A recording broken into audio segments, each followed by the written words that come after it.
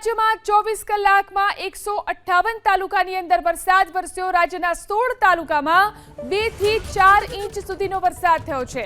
24 કલાકમાં નર્મદાના નાંદોદમાં 4 ઇંચ વરસાદ વરસ્યો તો 24 કલાકમાં ઉમરપાડામાં પણ 4 ઇંચ જેટલો વરસાદ થયો। આ ઉપરાંત ઝઘડિયામાં 3.25 ઇંચ વરસાદ વરસ્યો। બાલાસિનોરમાં પણ 3 ઇંચ વરસાદ થયો।